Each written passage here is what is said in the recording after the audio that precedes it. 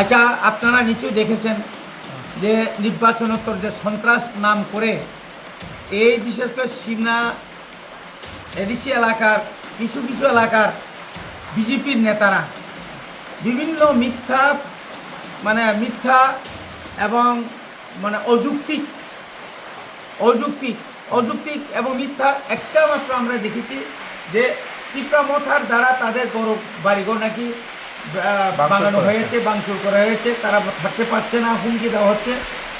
এই রকম প্রায় 34টা নাম আমাদের কাছে এসেছে, কিন্তু আমরাও লক্ষ্য করেছি এই ধরনের কোনো লোক কোনো পরিবারে কোনো ভাঙচুর করা হয় নাই, কোনো কথা নাই, কাউকে হুমকিও দেওয়া হয় নাই, কাউকে থাকতে পারবেন এই কথাও তীব্রামথা থেকে বলা হয় নাই।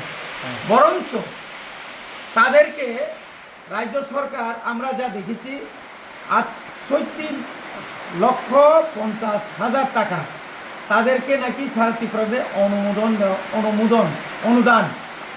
অনুদানের মতো দেওয়া হয়েছে। অপরদিকে এই কয়েকদিন ঝড় বৃষ্টিতে এবং নির্বাচন আগেও এই এলাকায় অনেক বড় বড় তুফান হয়েছে, যার ফলে ঘরবাড়ি এবং ওই শিলাবৃষ্টিতে প্রচুর ফসল এবং রাস্তাঘাট বাড়িঘর টিনের সমস্ত ফুটো হয়ে যাচ্ছে। তাদেরকে কিন্তু 1 টাকাও দেওয়া হয় নাই, অথচ যাদের ঘর বাড়ি কোনো ভাঙানো হয় নাই, ভাঙিনি বা তারা বাড়িতে আছেন, তারা কিন্তু মিথ্যা কথা বলে দরখাস্ত লিখে তাদের ওই মুখ্যমন্ত্রীর ত্রাণ তহবিল থেকে তারা লক্ষ লক্ষ টাকা তারা নিজেরা হাতিয়ে নিয়েছে।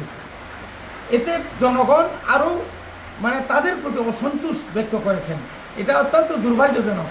রাজ্য সরকার কী করে এই সমস্ত যাদের ঘর বাড়ি ভাঙেনি, যাদেরকে এলাকা থেকে হটানো হয়নি, তাদেরকে কীভাবে সাহায্য করতে পারে? আর আমাদের যে এই এলাকায় সুন্দরতিলার তহসিল অফিসই বলুন, বসন্তপুরই বলুন, সানখোলাই বলুন, চাঁদপুর তহসিলে বলুন, এই 4-5টা তহসিল আন্ডারে যে সমস্ত তুফানে ঝড় বৃষ্টিতে ঘর ভাঙছিল, তাদের ক্ষতিপূরণ এখন পর্যন্ত একটি কিছু দেওয়া হয় না। এটা অত্যন্ত দুর্ভাগ্যজনক। প্রায় এলাকাতে এখন কারেন্টের অভাব, বৈদ্যুতিক বিদ্যুতের কারণে। কারণ